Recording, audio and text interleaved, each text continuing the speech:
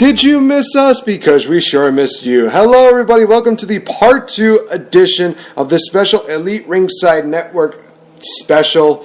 I am, of course, Nate the Effing Great, joined here by Max Beatty. And We're back! we just finished talking about SmackDown. It's been so long. A whole 30 seconds, I know. I don't know how I lasted up. And you know what? We lasted this long because we listened to Lee England playing Shinsuke Nakamura's theme, and it's just glorious. It is just beautiful. That'll bring the dead back. So, of course, guys, we are going to be talking about Lucha Underground as well as the Great Balls of Fire. We're going to be giving our predictions. If you're up for giving your predictions and throwing your hat into Oh, God. Like an overall Cueto Cup, I think. Well, not the overall Cueto Cup. I'm talking about like the Great Balls of Fire. You want? Balls of Fire. We're starting there. No, we're gonna eventually go into that. I'm just asking. Do you want to? Sure, I'll do my predictions. All right. So it looks like Spencer, you got Max Beatty to worry about as well, and you can't forget he's also the ex-champion, which means he could cash in on your ass tonight. You could be sleeping, and we could be doing like a freaking Crash Holly deal, where it's like 1, 2, 3, yeah. God help me, Crash Holly, I miss you. So, we're gonna just open up with the Cueto Cup, and honestly, when this first came about, I had no idea what to expect. But God help me, we just finished the first round this past Wednesday. How many of these matches have been like at least possible match of the year candidates, even with just these smaller guys you never expected to just put on such hellaciously phenomenal matches? Thank you, Lucha Underground. Thank you for existing. That's probably the best way to put it. Yeah, basically, for those of you that don't know, Dario Cueto, he came up with this concept of the Cueto Cup, which is 32 people competing in a single elimination tournament where the winner will be not only the first winner of the Cueto Cup, but will receive a Lucha Underground Championship match at Ultima Lucha 3. And who will they be fighting? The winner of the Rey Mysterio Johnny Mundo matchup, which is going to happen the same night as the finals. So what does that tell you? We're basically getting a WrestleMania setup for those of you that are WWE prone. Ultima Lucha's always, they always pull out all the stops, but this... And they've been building stuff up since like the first episode this season. So it's just, Ultima Lucha Tres is going to be insane. And you guys, if you haven't seen Lucha Underground, if you got Netflix, the first 2 seasons are on Netflix. You can catch some of the more recent episodes. Like I have Sling TV. They usually have some of the more recent episodes on there. And you can, of course, watch El Rey through Sling TV. It's pretty cheap service. It's great service too. I definitely recommend hooking it up there. They got other streaming services that are pretty damn cheap as well. Still pretty good quality of stream. So there's a lot of different ways to watch it and get caught up on it. Just please support the hell out of this show because holy crap. That's the best way to put it. But people die. And they come back to life by some virtue. Because it's Lucha Underground, it's so entertainment, but so very wrestling based. It's amazing how well they combine everything. It's basically like in Mexico they have telenovelas. They find a way to combine that, make it into a basic soap opera, but make it actually make perfect sense. Like every now and then there's a time where it's just like, oh, I don't know about that, but most of the time, like 99% of the time, there's always something where it's just like, oh my God, this makes sense because this connects to this. And it's like they build up. It's like, I never even thought about that. It's so well written and so well put together, and it's intelligent, and then the matches are just fucking great. And now we're at this Cueto Cup thing, and just a little while ago, Cage pulled the man's head! All right, so what we're going to do here is we're actually going to announce the winners of the first round matches. We're going to basically tell you how the bracket's looking, and we're going to give our predictions on who's going to advance. So we're going to try and do this like as I wouldn't say a bi-weekly deal. We're going to do that as soon as each round is done. So as soon as the second round is done, we'll give our thoughts on that. As soon as, et cetera, et cetera. Updated as the rounds go by. Exactly. So, all right. The first one for Group A, we have Drago versus Pentagon Dark. Max, I'm going to give you a minute. This is going to be a very good matchup. The new mindset that Drago has is awesome. Great in the ring. I love what they're doing with Cobra Moon and the Snake Tribe. It's just great. But I think that this new mindset, and even with the numbers, I think that Pentagon Dark is going to pull up the upset. So I'm going with Pentagon Dark for this one. I kind of do as well. Pentagon Dark, I would definitely pin down as winning that one.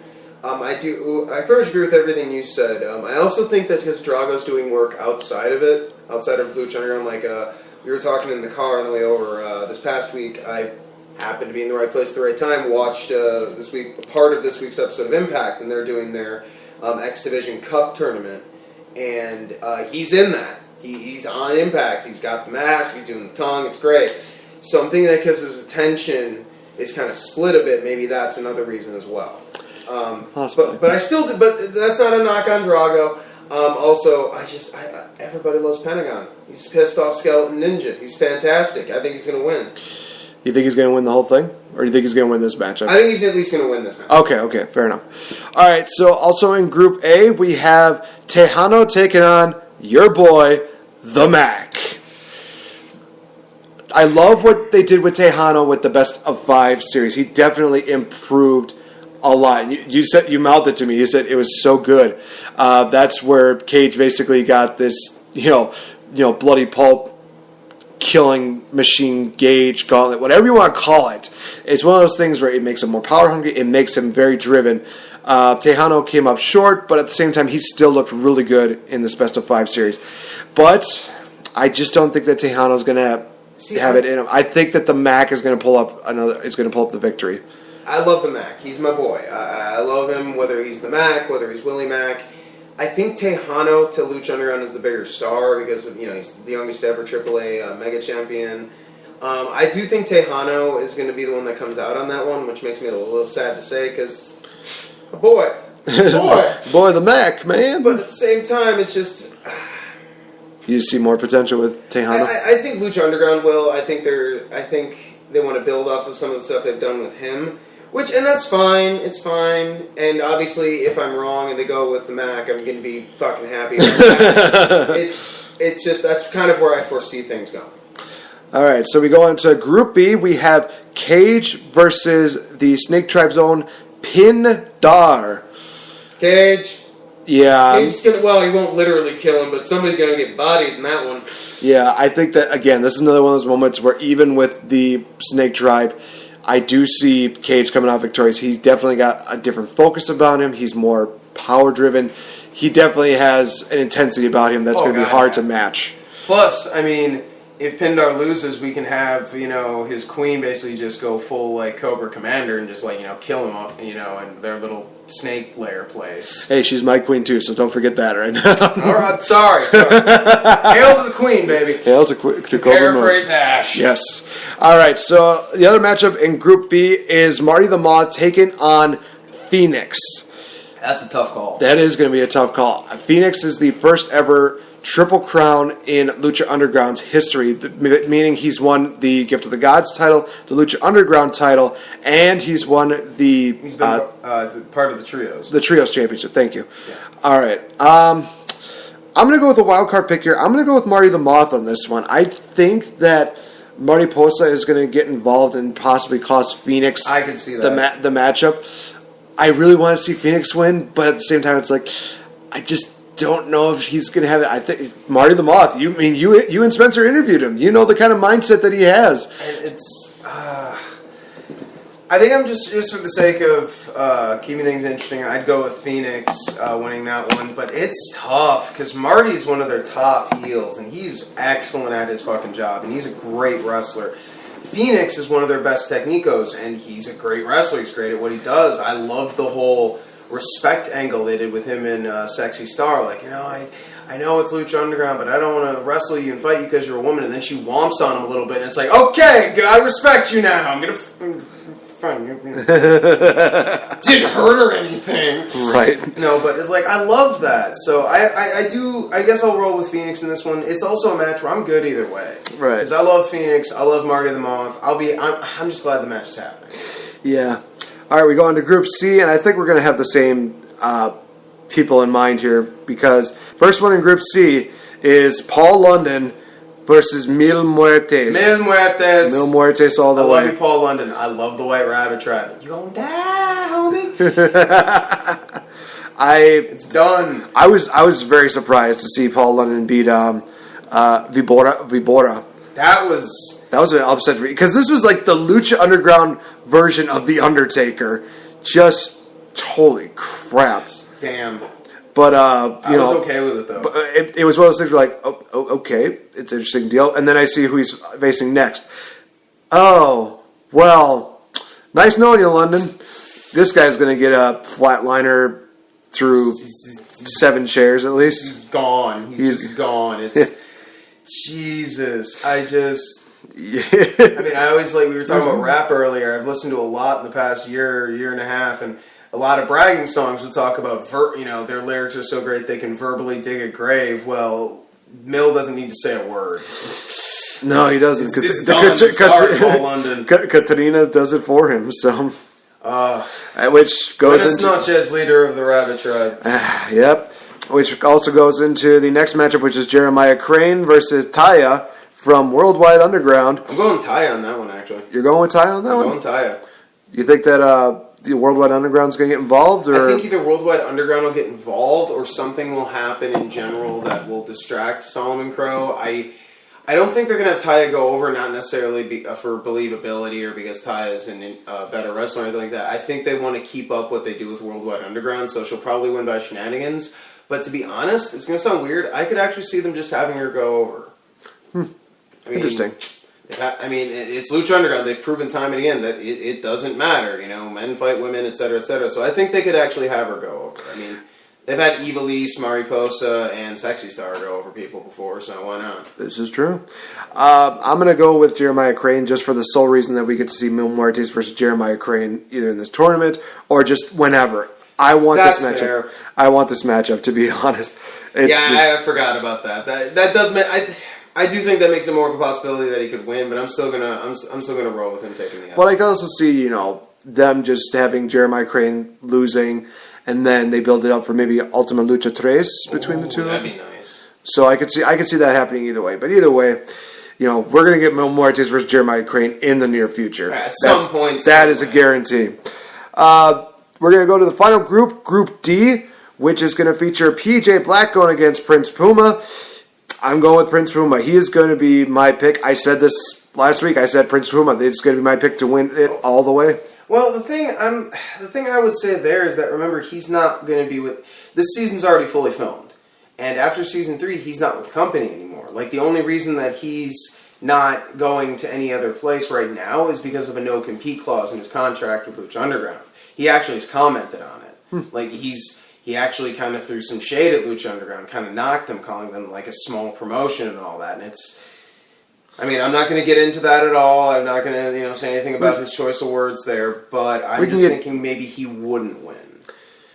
You think that PJ's going to go over? I think so. I think it'll be by heel tactics personally, because it's still Prince Puma. Right.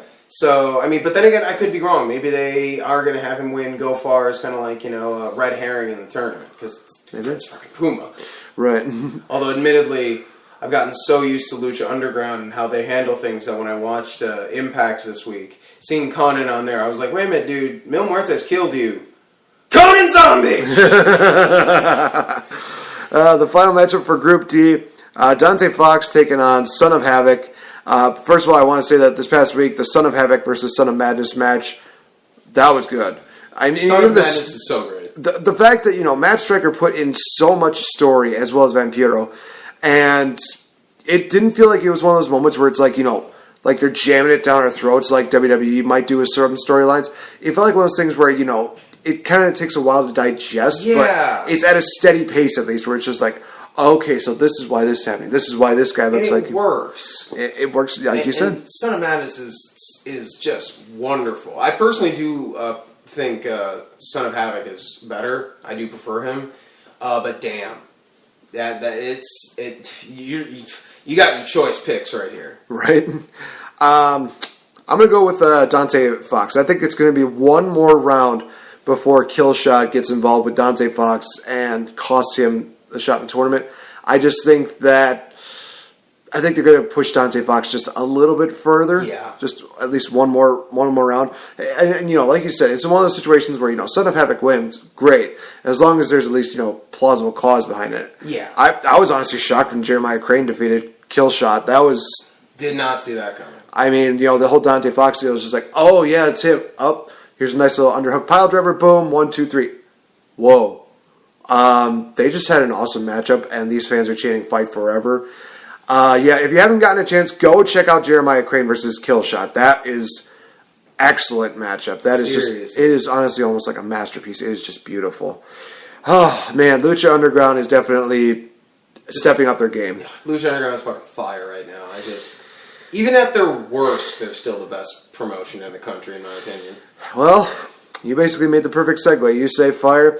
We go into the Great Balls of Fire predictions. Oh, goodness gracious. All right, so for those of you that have seen on our Facebook fan page, there's an open invitational deal for the Elite Ringside Network title. Basically, how we broke it down is that we actually have a different kind of way to just... how do I want to describe this? We have an interesting kind of point system to basically tell everybody, hey, this is what we're doing. This is how much points people are getting. So be sure to look at that. We're going to go right into it, starting with the pre-show, which features Neville defending the title against Akira Tozawa. SJ, keep the belt on Neville forever. Yeah, I'm going with Neville as well. I'm going to actually say that Neville wins by pinfall. A lot of people are saying that Neville is going to win by either submission or that he's going to get disqualified. I see this as a one-and-done kind of deal here. As much as, the No title... offense to Tozawa. No, definitely not. I just hate the fact that they took away his finisher and replaced it with a jumping senton bomb because some people can't handle the snap suplex because they're wussies.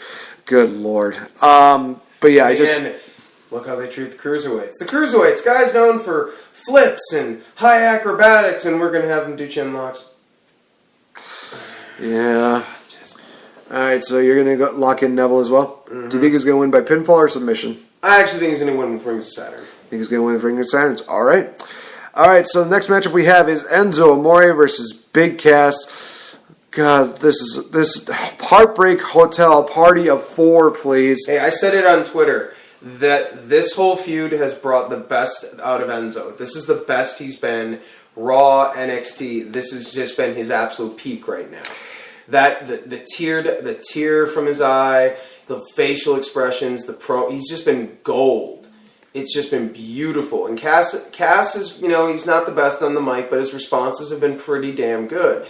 And, his physical acting and just, the throwing him down the ramp, it's been excellent. I personally think that Cass is going to win this one. That's just me. For me, the issue is just Enzo beating him is just not believable. I agree. I think that Big Cass is going to just plow through Enzo, pin him 1, 2, 3. So that's basically how you want to put it. All right, so this is where points are definitely going to be mattering quite a bit. The 30-minute Iron Man matchup featuring The Bar, Sheamus, and Cesaro taking on the Hardy Boys, Matt and Jeff Hardy. And how it is broken down is that you get a certain amount of points for guessing the correct competitor, but also the total number of falls that takes place in this matchup. So, I guess I'll give my impression first. I will go with Sheamus and Cesaro, and I think it's going to be a total of 5 falls. I think that with the 30-minute deal, they can definitely get 2 falls apiece. I don't think they're going to go any higher than 5. No. I think it's going to be a total of...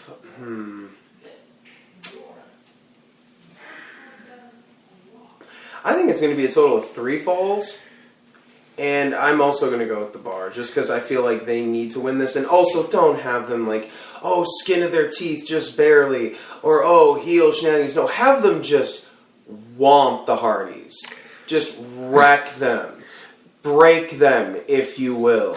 I saw that coming. I was waiting for you to basically say, to the point of them being broken. Do you not understand what I am saying here, you sons of bitches?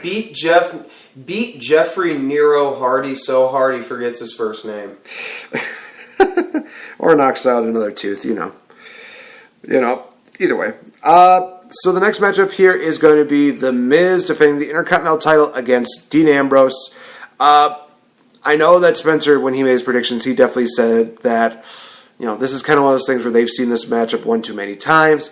I agree, but I think right now it's still going to be a good, closing matchup between Dean Ambrose and The Miz. Miz went on a tear on Monday Night Raw where he basically said, it's my job basically to make this title relevant again. He was shooting off. I mean, damn, man. It was just taking headshots there. Jesus, Miz. It was beautiful. Guess he felt he had to make up for the week before. Yeah, let's not even go into that. But I personally think The Miz is going to retain. I agree. I think Miz is going to win, whether it's via shenanigans or not. That really doesn't matter. It almost doesn't matter. Miz is so great as a heel right now. I mean, I've said it before. I've been a Miz fan for a long time, but he's had periods where he's just been borderline untouchable. His entire first title reign up until WrestleMania 27, especially the fucking Hate Me Now video package he had at WrestleMania 27, that was just, oh my god, it was so great. Damien Mizdow, his whole teaming with him was just perfect.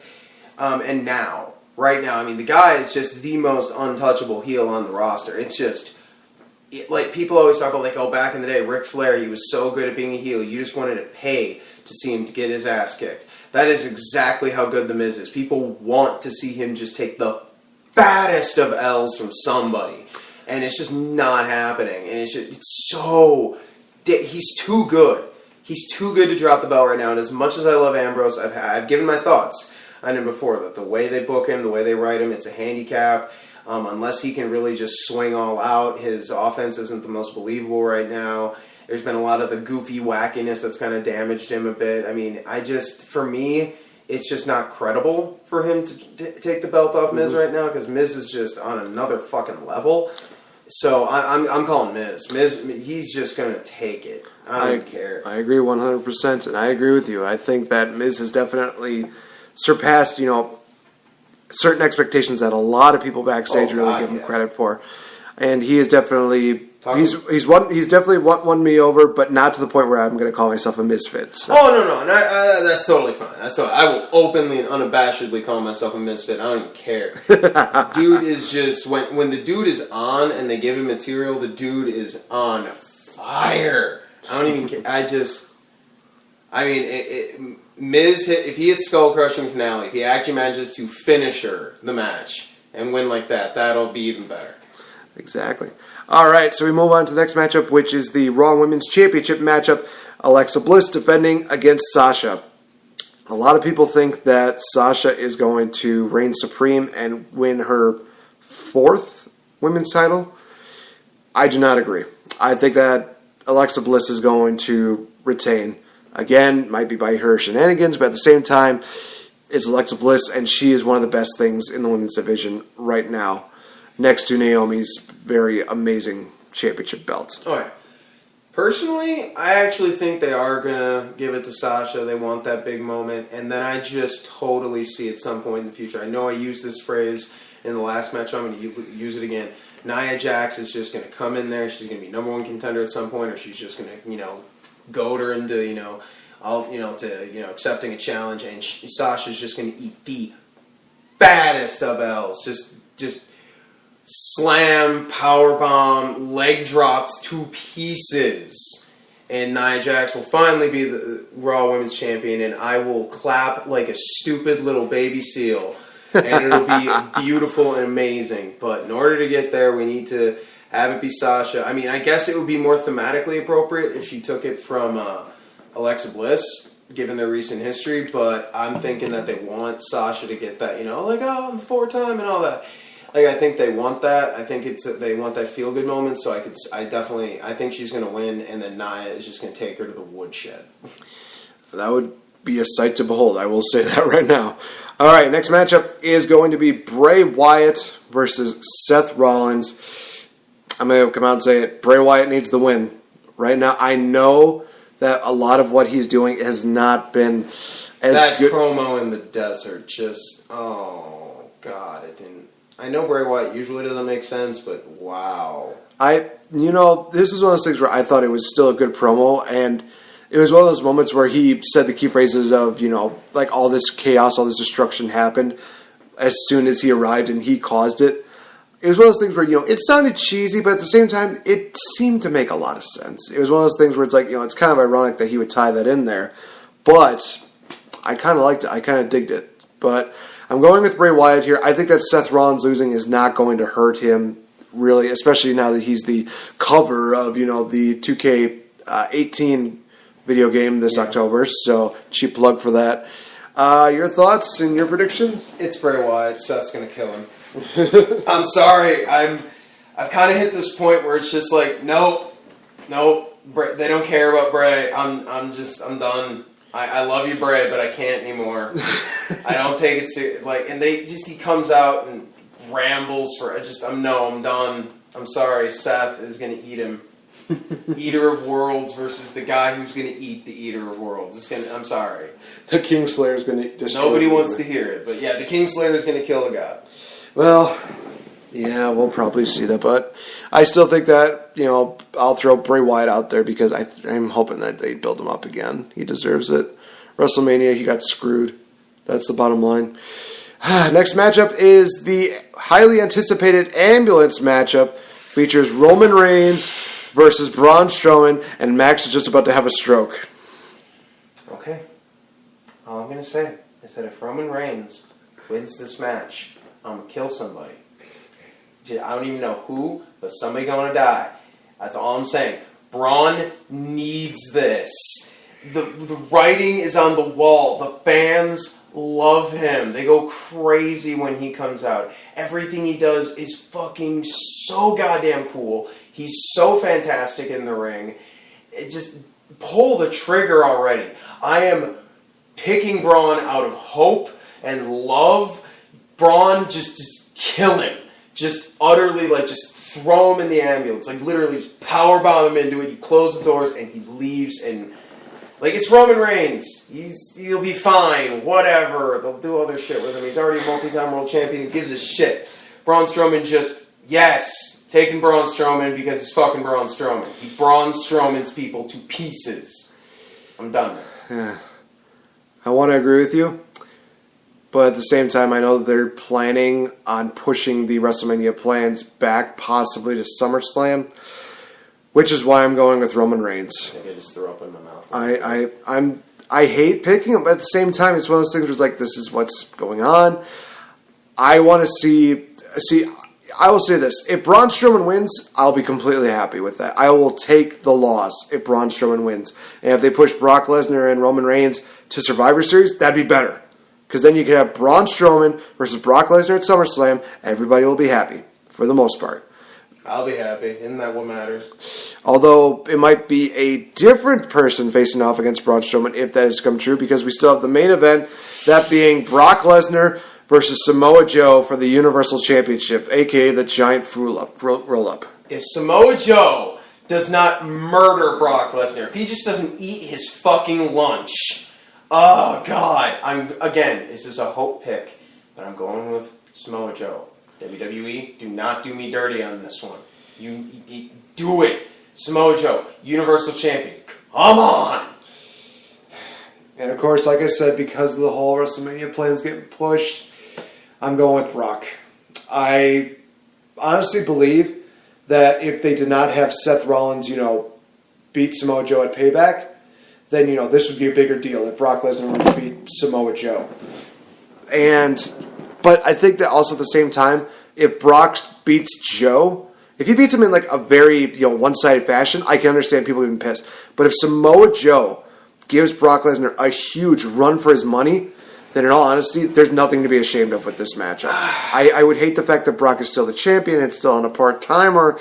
But at the same time, like I said, Samoa Joe is white hot right now. He has definitely proven himself to be one of the top guys, if not the top guy on Monday Night Raw. I know a lot of people will say, no, it's Roman Reigns. No, it's Samoa Joe. You've seen his mic work? Have you seen his in-ring stuff? He has been on fire since he was announced as the number one contender. The only way I can swallow Samoa Joe not winning is if Brock Lesnar's next opponent is Braun Strowman. If that is the case, I'm fine with that. That is the only acceptable way to be like, all right, I will not explode. I won't kill anybody until I find out who's next. Oh, it's someone that isn't named Braun Strowman. Excuse me, I need to go make a news headline. Well, we are in Merrill's, so you know. Just saying, man! Now, if it turns out that Braun Strowman's the plan either way, you better believe I want Samoa Joe versus Braun Strowman. Oh my god! Because at least it wouldn't be a part-timer versus... oh, not even that. I mean, can you imagine Braun Strowman versus Samoa Joe? Oh my god.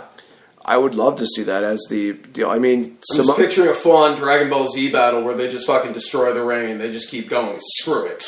I mean, now that, John Cena is a free agent, can you imagine Samoa Joe versus John Cena for the Universal title?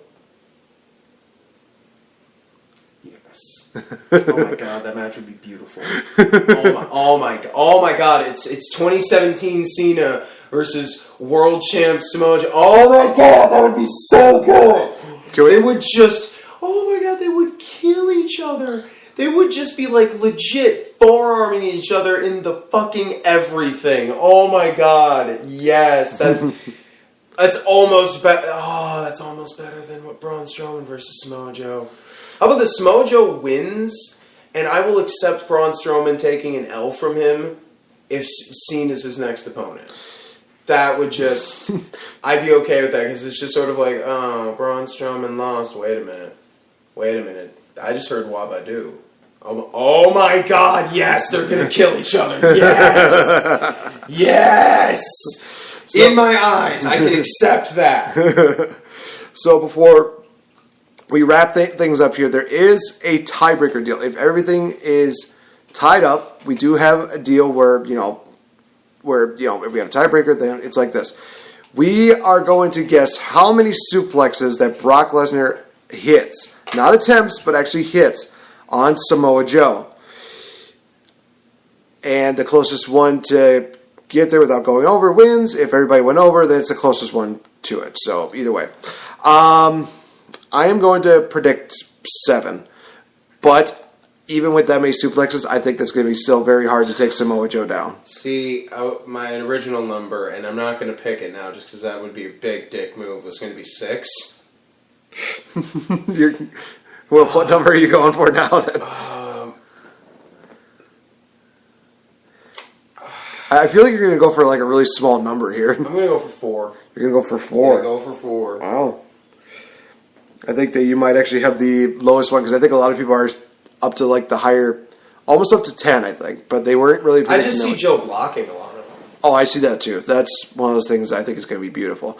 All right, so before we wrap up this Part 2 series of an Elite Ringside Network special, we have a little bit of business to handle here, Max, because a few weeks ago, we actually were on here promoting this new kind of concept that you and I were going to be doing, where we're going to divide up the roster our own way and actually write shows.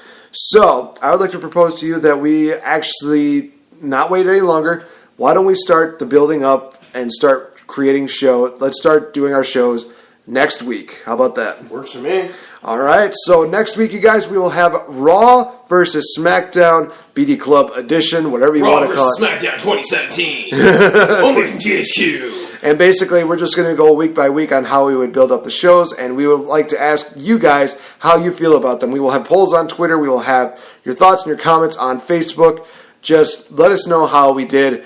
Next week is going to be absolutely amazing. And just remember, you guys, that all the championships are reset, and it's going to be a raucous, lovely edition where we show that we could probably write better than Raw and SmackDown, let's face it, because that's not too hard.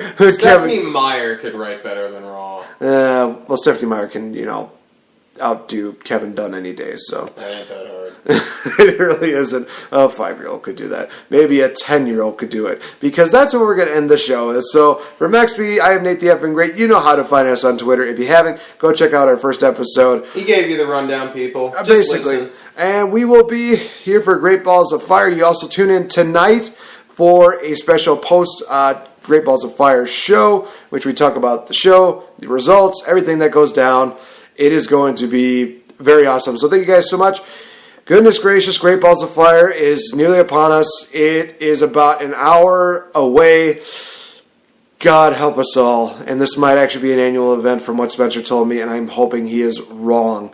Get rid of the name unless you put the names in your house in front of it. If they actually decided to do that, I would be endless. As everyone always says, when you go back and watch the In Your House shows, they're not that great. I'm like, take yourself back to when my age was in single digits. That shit was my jam. So, guys, thank you so much for joining us here. Thank you so much for the viewers for listening into the show. We can't do this without you because, we're just guys who ramble and talk about wrestling and how much certain guys would just be talking to ourselves. That's crazy. That is crazy. Also, be sure to support us on Patreon because I'm pretty sure one of our salty ones would probably get on me for not saying that. So, patreon.com/ER Network. So be sure to give us a couple dollars there just so that we can improve the show. We would also appreciate your support on our Twitter page at ER Network 24/7. Also, check out a lot of the stuff that we have going on this week for the Elite Ringside Network. It is going to be awesome. Monday, of course, will be Monday Night Raw, which I'll be tweeting live during that show. Tuesday, we will have Raw Reaction with myself and AJ. Tuesday night, possibly. Well, I have heard rumors that Smack Talk will be returning this week, so let's hope. Fingers crossed. I'll believe it when I see it. Change the F Up will happen again this week, where we'll be discussing Spider-Man. Not only talking about the review, but also just Spider-Man in general. And so much more going on, you guys. So don't miss out on that. You can only get this exclusively on the Elite Ringside Network Facebook page. Give us a like. Let us know what we can do to improve, and we will see you later. Great Balls of Fire, please, for the love of God, do not suck the fiery dick. Please.